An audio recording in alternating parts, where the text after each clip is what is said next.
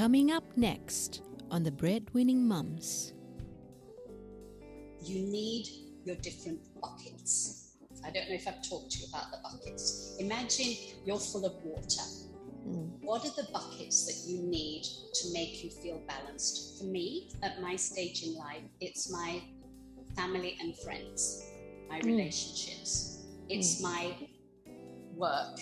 I'm still coaching, working with a few companies. So work, your relationships, family and friends, your health and well-being, and possibly the way you give forward or contribute to the community. Now, there has to be enough water in you to fill each of those buckets up to the level where you feel balanced. If you focus just on work, the other buckets will be empty and your life will be out of balance.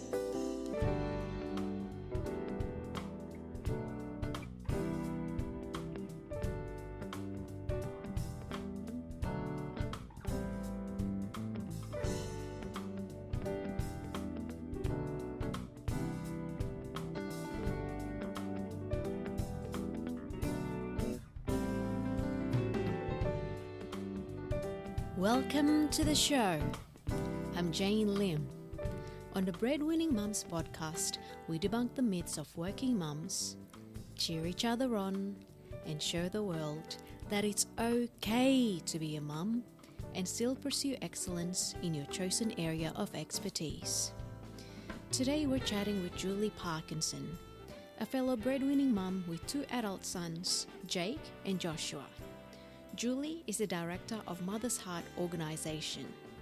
She shared with us her life story about growing up in a small village in the north of England, starting her first job with a Good Housekeeping magazine, exploring Australia and working in Hong Kong, before finally calling Australia home. Here we go with Julie Parkinson.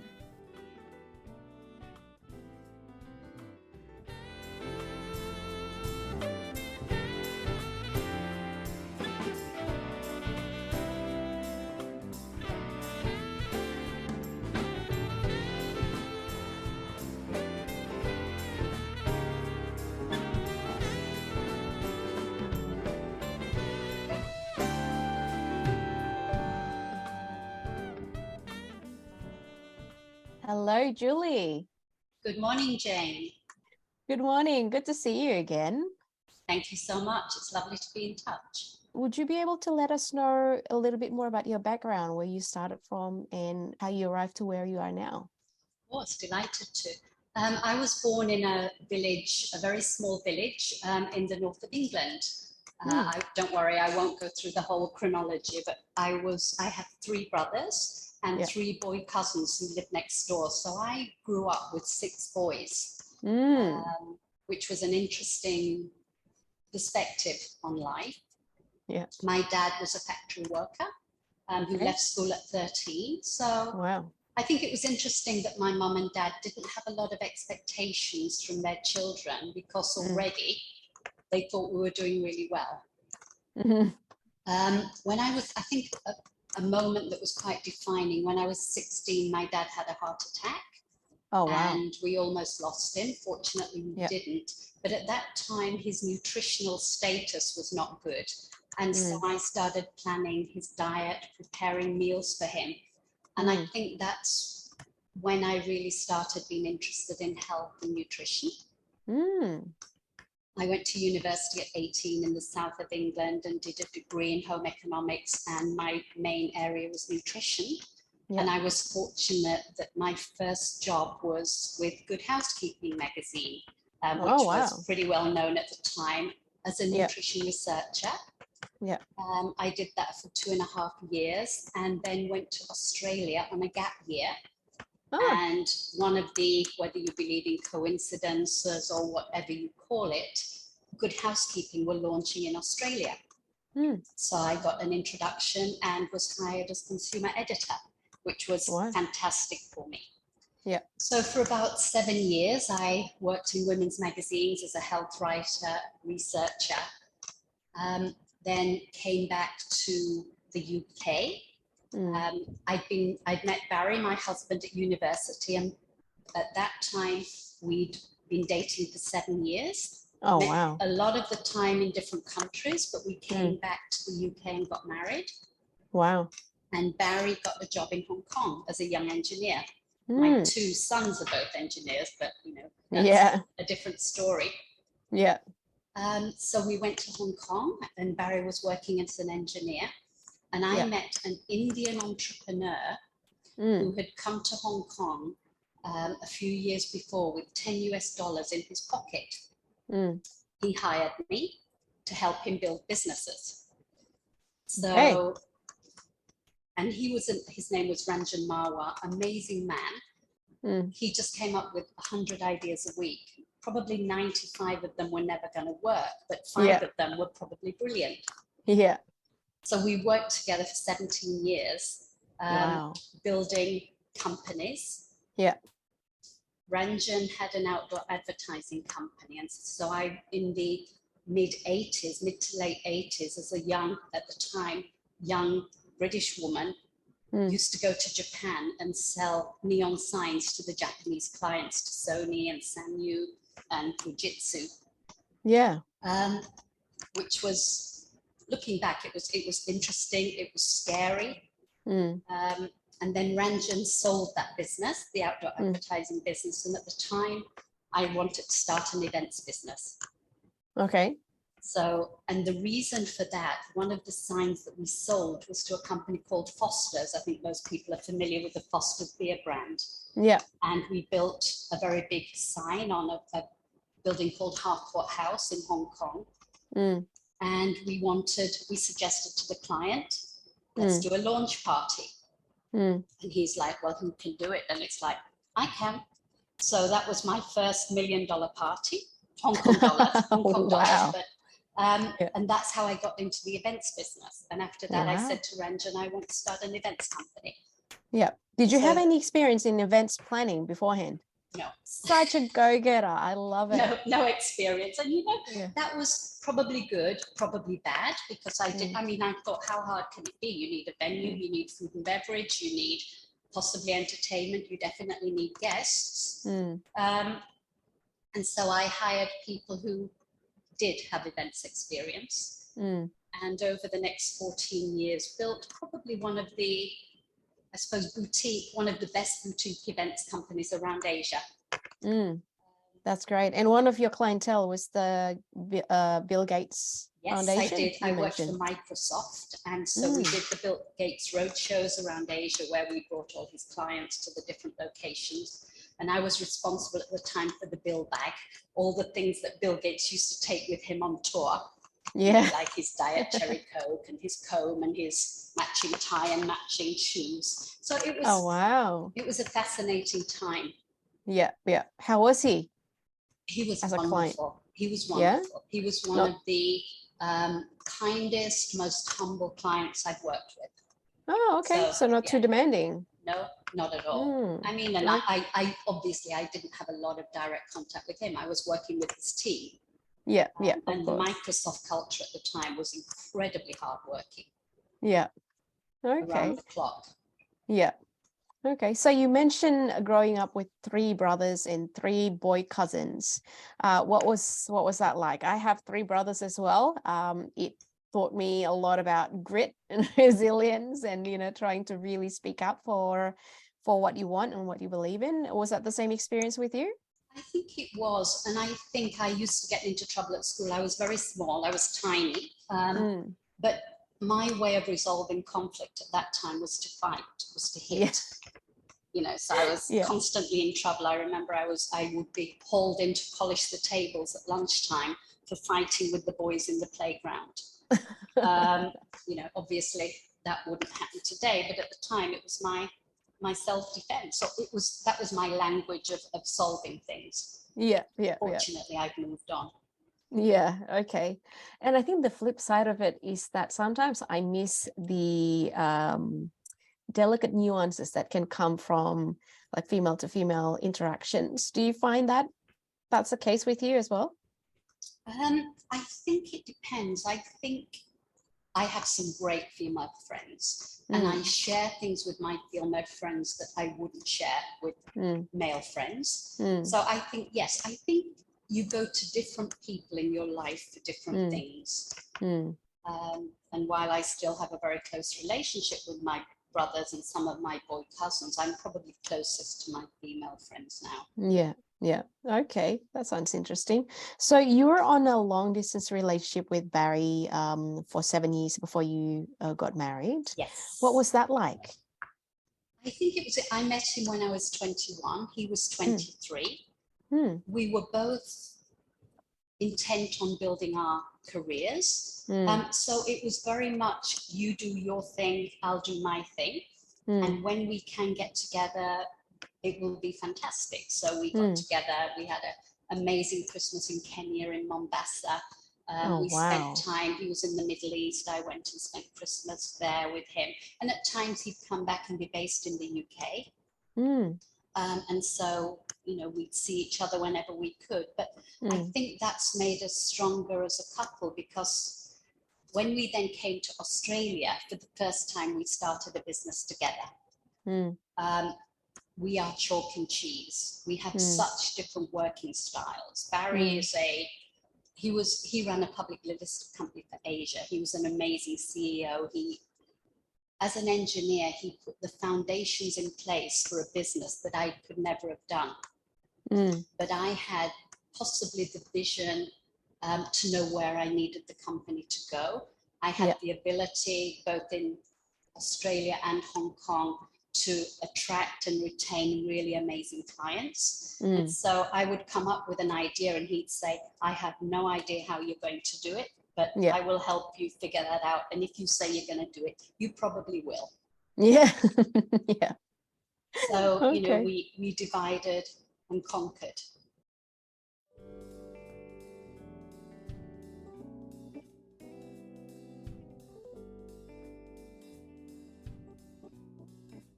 Did you know that you were committed to each other early on at 21 to 27? Probably not the first few years. It wasn't that we weren't committed. It's just life was so exciting. There were so many places to go, so many things to do. And we were both quite easygoing. Barry's mum used to say to us, the problem with you two is you laugh all the time. And it's like, well, okay, you know, thanks for the feedback. Yeah, I thought that was a good thing, wasn't it? Yeah, it was a great thing. So we just enjoyed the journey. Yeah, okay. And at what point did you decide to settle down then with each other and find one place to live? We were both in Australia for a couple of years, and I decided to go on a gap year, as I'd said. And the very next day, Barry's company said to him, we're sending you to Australia. You know, it was one of those, they knew nothing about my plans, so it was synchronicity. So we were in Australia for 2 years together. He was in Newcastle, I was in Sydney working for a magazine. And it was during that time that we decided, we went back to the UK after that and we got married. Ah, I see. Okay. So it's half luck, half serendipity, and maybe a touch of commitment. It was all going that way anyway. It was just a matter of time. That's right. Okay, perfect. And so I guess if we were to go back in time to the young Julie when you were just about to go on that gap year, did you know that you were going to work on your career? I've never had a career plan. I knew I wanted to be a nutritionist, and I always wanted to work for a woman's magazine. And again, that happened. It was partly luck, partly I suppose I made it happen. Went to Australia. I started a health column in a newspaper, but I met an Indian entrepreneur. Who would have known that was going to happen? Yeah. And I think I've just always been open to opportunities. You know, the events company, it just did an event, thought this is cool. And so turned that into an events company. Then left Hong Kong, came to Australia. I sold the events company, came to Australia to retire. 3 months later, went to see my doctor. She's still my doctor, and said, I think I'm depressed. I've never been depressed, but let me tell you what's happening. And she said, I think you're bored. Go get a job. So I trained as a coach, and then with a partner set up the Institute of Executive Coaching and Leadership that I did for 16 years, and then sold that. So I didn't want to be a coach. I wanted to build a coaching business. So again, it was Did I see that coming? Not really. Yeah. But I But saw do an you opportunity. listen to yourself and you adjusted accordingly, I guess? I listen to myself. I've been told by colleagues that I'm very intuitive. I sense opportunities and I tend to go for them. Was there any opportunities that come your way that you thought were great, but you realized later on that, that was probably the wrong call? In that you probably didn't listen to yourself, or you listened too much to yourself? I think I've worked with clients in the past who, when I first came here and we did trained as a coach, the coaching company, we had one particular client, very high profile company, and they promised a lot of work, which, you know, as a startup company, it's like, how fantastic is this? But I recognized at the time that the price I was going to pay was too high. They were too demanding. They were not respectful of me and my team. And I fired them. I said, I don't want to work with you anymore. So I've taken on things that were bigger than I could chew. I've taken on relationships that probably weren't healthy. But then I try and learn from it and find a way out of it because the cost is too high. Yeah. Interesting. How soon into it did you find out that it was probably not the right fit? 3 to 4 months. 3 to 4 months. 3 to 4 months. And I remember saying to the client, they were mean, or I don't know what the right word is, but not respectful to one of my team. And I said to my team, I can get another client tomorrow. I can't replace you.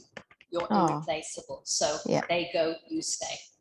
Yeah. And I've always tried to have that relationship with my colleagues because we're a business. We're a team. We're a family. Yeah. And that's why you're able to, you know, keep it going for 16 years. No small feat. Possibly. Now, what about being a mum? Did you always know that you were going to be a mum? No, never thought I was. My mum always said Julie will never have children. She likes her work too much. You know, she was a traditional Yorkshire mum. And, you know, being a mother, I always loved children. And, you know, one of my passions with the charities I've been working with is around children. But I got to the age of 36. Hadn't thought about having children, and then one day said, yeah, maybe we'll give it a go. And I was very fortunate that I got pregnant quite quickly, which at that age is not easy. I had Jake, my first son, when I was 37, and Barry said, that's enough. And I said, no, let's have another one. So I had Josh when I was 39. So I had, you know, two babies, and I was running a very full-on events company at the time. Yeah. So that was really tough. Well, you were in Hong Kong at the time, right? I was in Hong Kong, so I was fortunate. I had, we called it Auntie Emmy, who was with us for 14 years, who was my absolute rock. Yeah. So the kids saw her from infancy basically until teenage years. Yes, she was with us when I got pregnant and stayed with us until we left for Hong Kong, for Australia when they were 7 and 9. So wow. But, you know, I knew that, I think in the past we all have mum guilt. And mine started probably when I was pregnant, because I was doing my biggest event of the year. It was something called the CLSA Investors Forum. It was a 5-day event. We had 1,000 institutional investors, 350 corporates together for 5 days. And I was running that event and all of the things around it. And I was 34 weeks pregnant at the time. Wow. And at the end of that, I got these tummy pains, and I thought it must be that apple juice I drank. It must have been bad. And anyway, I went to the doctor and said, I think I've had a bad apple juice. And he said, you're in labor, premature labor, taken straight to hospital. Jake, at that point, the baby was in distress. They had to do an emergency C-section. So already I thought I've screwed this up. Yeah. But so I suppose that was recognizing then that I was just working way too hard and I wasn't setting appropriate physical boundaries for myself. Was that actually caused by you overworking? I think it was. I think it definitely was. It was I hadn't given my body time to rest. My blood pressure was high through probably overwork. Yeah.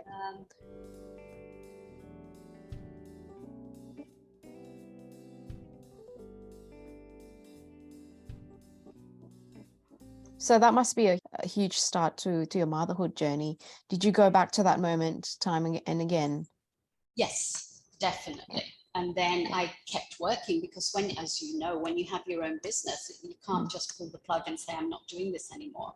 So I tried then to set boundaries, and I tried to leave the office at 4 o'clock in the afternoons to be home, to watch Postman Pat and be the Major's bull and do all of the games with them. But there were 2 other incidents that they still remind me of, the mum guilt. One was, they both had chicken pox, Jake and Josh. They were, and they were both sitting in the bath covered in all the chicken pox, you know, with the calamine ointment. Ointment. And I had a major event, and I just had to go. It was I think it was a Richard Branson event or a Bill. Anyway, it was a big event. Yeah. And I left them sitting in the bath. Obviously, Auntie Emmy was with them, and it broke my heart. Yeah, that you had to leave them when they're I had to leave them. Yeah, so vulnerable. And then another time, Joshua was the youngest one, said, can we play hide and seek? I said, sure, you hide. He hid. I forgot. I went to work. He was in the wardrobe. Oh, no. And Auntie Emmy almost called the police. She thought he'd run away. And when I came home that night, he's like, why didn't you find me? I'm like, oh. He still reminds me, he said, I'm a very good hider. So, you know, there were things like that. And it was, that was the time when I thought to myself, enough. Yeah. You've totally lost the plot. Yeah. And at that point, I found a buyer for the events company. It was Jack Morton, and it was an American company.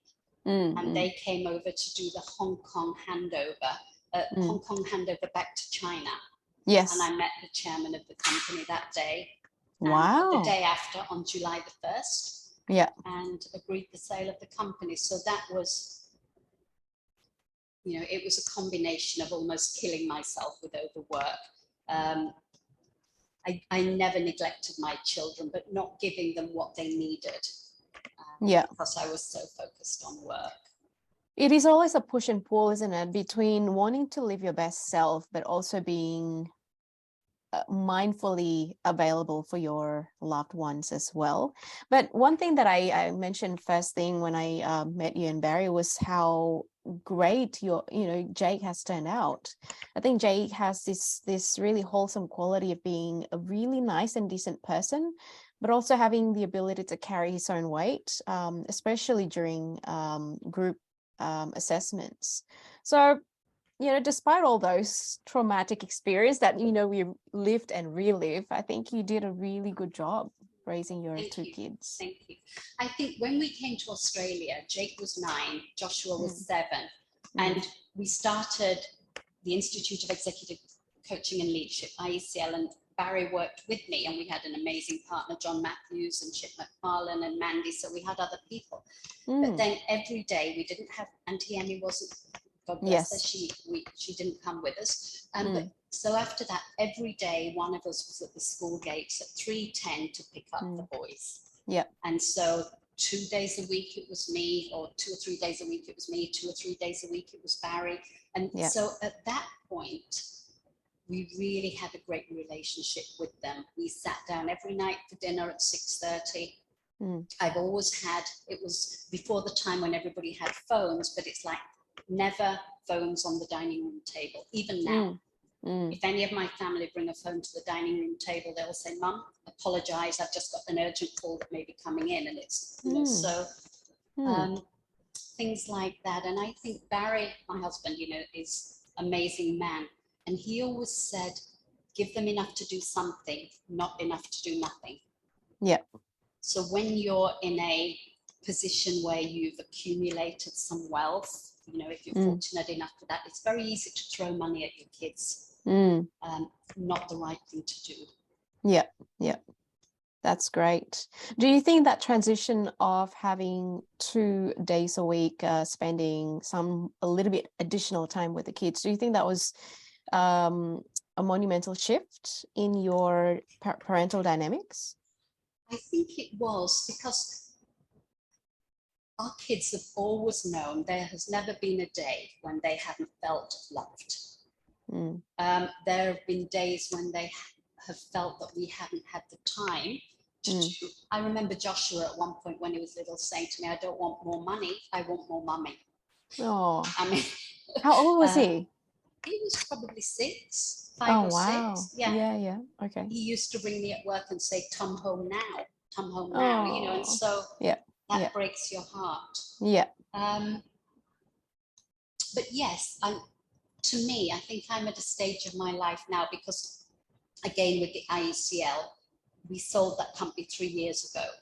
And I am now doing work for a charity that I've been involved with for 12 years. But I'm at a stage in my life when I have the gift of time.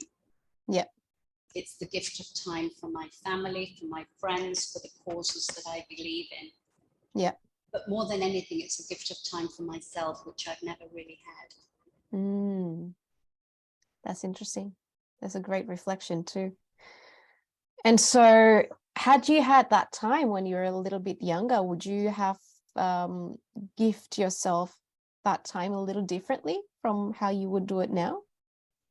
I would probably not have run as fast. Yeah. I would have taken time to celebrate. I never celebrated. I just moved on. Next, done a massive event. Next. So I never really went out and celebrated. Why is that, Julie? Is that the Yorkshire spirit? I think it's just, to me, I judge success in achievement. And so I was a doer rather than a beer. So I didn't take time to be. I took the time to do. And I was highly competitive. Yeah. So I always wanted the next one. More. Yeah. Yes. Was Barry like that as well or not? No. Barry, and thank God. And that's probably why I survived, because I always said Barry was my anchor. Yeah. Barry was a high achiever. You know, he ran a publicly listed company for Asia. He was very successful, but he didn't have the push that I had. And the push was sometimes too much. Yeah. And I paid a price for it physically. At one point, I almost destroyed my thyroid gland from overwork. I was down to under 100 pounds. Wow. At some point, I never had an eating disorder, but I was just too frenetic. I think I burnt myself out. Yeah. You focused on the work, then you just stopped looking after yourself. Yes.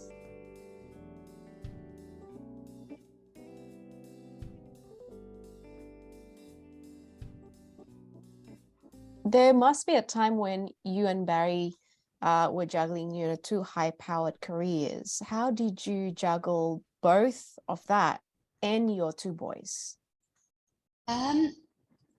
Probably having help made a difference. We had we had a good routine. So part of it's having a good routine. Like every weekend, we knew that we'd spend Saturday and Sunday together as a family. So at the time, you didn't have all of the mobile phones and all of the, the 24 connection. So when we went on holiday, we were truly on holiday. Yeah, nice. So we appreciated those times. I think early on we decided, I think because we'd had the 7 years as individuals before we married, that we were kind to each other. The most important thing was kindness. Because nobody wakes up and says, oh, today I'm really going to screw up. Everybody wakes up thinking, I'm going to try and do my best today. And you make mistakes. So kindness and understanding to the other person was always really important. Like I've got your back. And I think a friend of mine at the time gave me a book. It was by an author called Gary Chapman. It's quite an old one now. And it was the love languages, the 5 languages of love. I don't know if you've heard of that. Yes. Yeah. So it's understanding what your partner needs from you at any point in time, and that will change. over, over the course of your life and over the course of your marriage. But for example, for me, acts of service, one of the love languages is acts of service. And Barry, almost every day of our married life, brings me a cup of tea in bed every morning. Oh, that's an that's act nice. of service. Yeah. For some people it's words of affirmation and encouragement. For others it's gifts. For my kids it's quality time, and a lot of people need quality time. And as a young mum, or in your marriage, quality time may be, make sure you go to your yoga your partner takes care of things while you go to your yoga on a Saturday morning, or for your run, or whatever it is. And often early stages of relationship, and later on, one of the love languages is physical touch, and that may change over time, but or what that looks like, even just holding hands when you go for a walk. Yeah.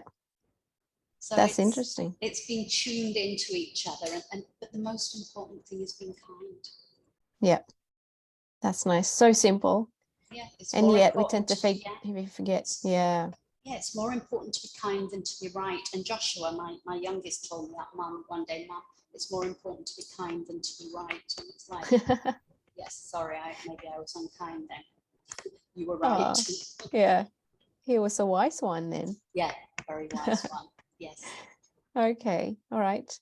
Now, if you could give your younger self one advice, probably at a time when you just had Joshua, so you're juggling career and 2 kids under 2, what advice would you give your young self? I would say it's okay to stop for a while. You can have it all, but not all at the same time. Just take a break, smell the roses, chill, breathe. Yeah. You're going too fast. Yeah. That's lovely.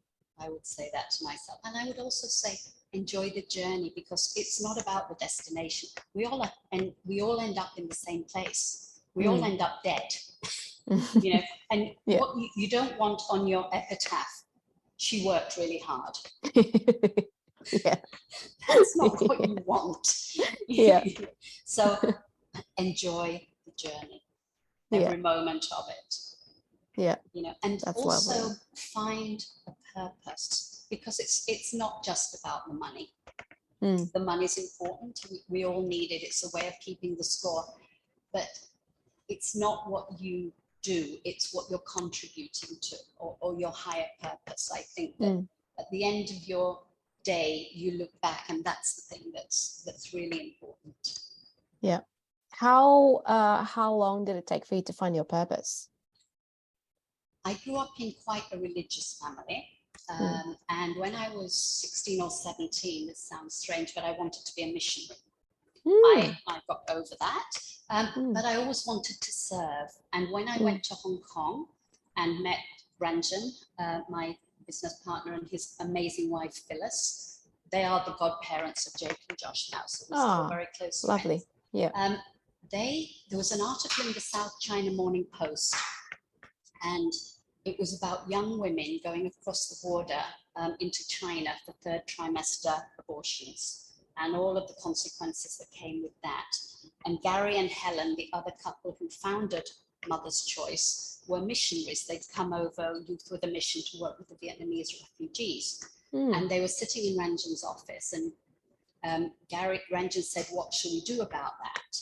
And about the article, Gary said, I'll pray. And Ranjan said, you pray, I'll go talk to the government and find us a building.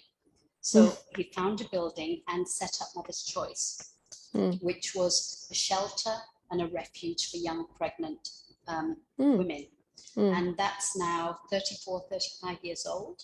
And we set up Mother's Choice, started with pregnant girls, obviously babies, then special needs children, foster service, adoption services, and now advocacy for the girls. And one of our social workers went into China. Her name was Kit Ying, went into China in the early 90s, and I went with her and we saw the dying rooms. The BBC did a documentary on the dying rooms, which was when 90% of babies in state orphanages at that time died within a year. It's changed significantly since that. And Kit Ying said, I'm not coming back. So she stayed and set up Mother's Love for 10 years, an amazing facility that set up the standard for childcare in China. She was such a pioneer. Yeah. And then I remember going with her and World Vision. We followed the Vietnamese trucking route, and it was the early days of AIDS and ghost villages, and they called it the sleeping disease. And Kit Ying then set up small group homes for the mums and the babies who the mothers were generally HIV infected, the babies some were, some weren't. And when the mothers passed away, we could take care of the children. And then I was involved in, from an early day with Mother's Heart Cambodia. I'm still on the board of that and was there in November. But sorry, a long answer to your question. I've always had a passion for the lives of children and for young, vulnerable women.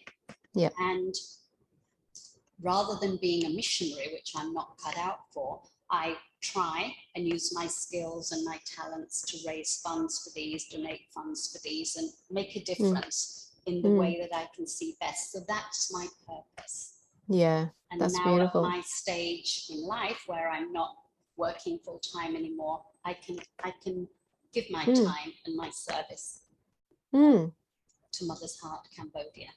Yeah, that's beautiful.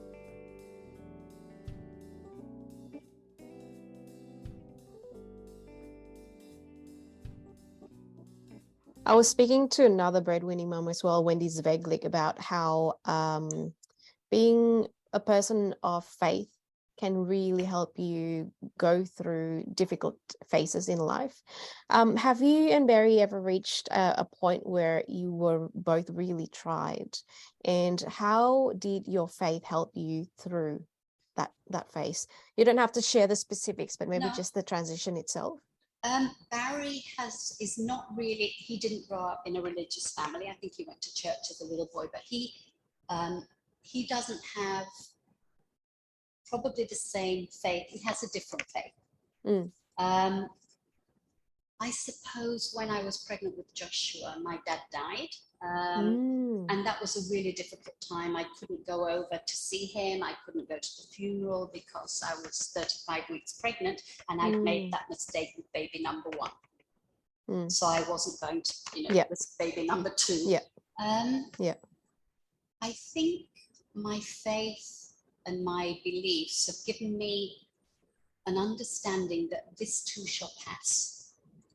When you're exhausted, when you're up for 6 times in the night and you have a major meeting tomorrow, it's like it won't always be this way.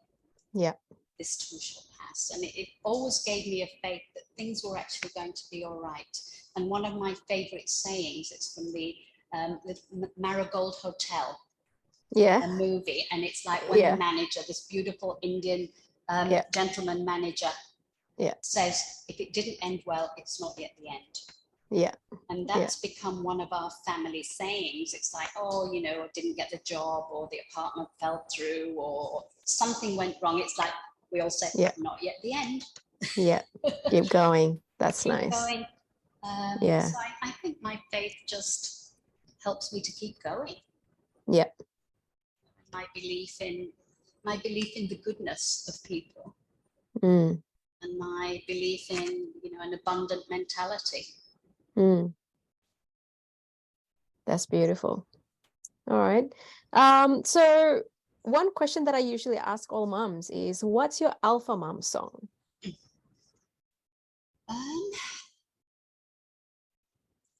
It's not really an alpha mom, but it's something that touched me a while ago, and you can tell my generation with this. It's almost the Joe Cocker, pass it on, pay it forward.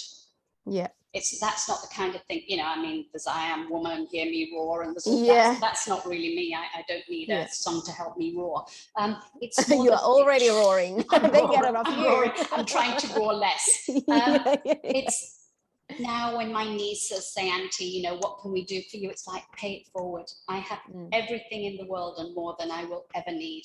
Give it to somebody who needs it. Pay it forward. Pass it on. Yeah. Because beautiful. that's the most amazing thing that your generation and everybody can do. And I think what I love about my stage of life now is I have time for those loose connections. I was reading a Harvard review or something a while ago, and it's one of the predictors of longevity is the number of loose social connections. When you go for your coffee in the morning, do you speak to the barista who makes you coffee? When you get on the bus, do you talk to the person next to you? And those loose social connections are the signs of predictors of longevity, because it's one of the challenges I see today is the isolation and the loneliness. Yeah. So and I coach quite a few young people at the moment, and I'm like, tell me your day. When did you go out? Who did you speak to? Keep a diary of that, because you cannot sit in isolation in front of a computer screen and expect to have wellness. Yeah. That's great. All right. Well, Julie, thank you so much for making the time to chat today. If there is one thing that you can share with all breadwinning moms of all ages, the 20-year-old that are still trying to make it through her career, and 30, 40s that are trying to transition into a little bit more established career, and even 50s and 60s, what would that be? I think, and it's not one simple thing, you need your different buckets. I don't know if I've talked to you about the buckets. Imagine you're full of water. What are the buckets that you need to make you feel balanced? For me, at my stage in life, it's my family and friends, my relationships. It's my community, my work. I'm still coaching, working with a few companies. So work, your relationships, family and friends, your health and well-being, and possibly the way you give forward or contribute to the community. Now, there has to be enough water in you to fill each of those buckets up to the level where you feel balanced. If you focus just on work, the other buckets will be empty and your life will be out of balance. And at different stages in your life, you may only have you need 3 buckets. You need your work, you need your family, friends, relationships, and you need your wellness. Make sure you have enough energy, enough water inside you to fill those buckets to a level where they're balanced. Because if not, you will get sick, you will get depressed, and it will not work out. Yeah, so true. That's so wise. So be mindful of your buckets and make sure that it's all filled. Or they're filled to the level where you feel balanced. Yeah.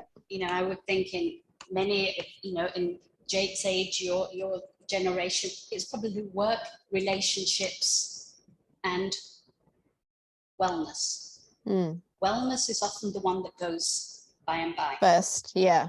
The Dalai Lama says we spend all of our time making money and we sacrifice our health to make money, and we sacrifice then our money to buy back our health. Regain our health. So try not to do that. That's perfect. All right. Well, Julie, thank you so much for your time. It's been lovely chatting with you. And thank you for, being interested in my story. Of course. There's a lot of wisdom in there. So and hopefully other people. Good luck with your trip to the US. Thank you.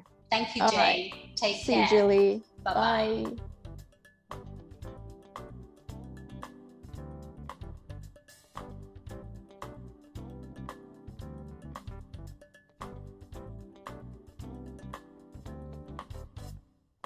Thank you so much for listening to Breadwinning Mums. Please subscribe and leave us some feedback so we can continue to make the show better for you. If you know a fellow breadwinning mum, please share the show so we can cheer each other on. Until next time.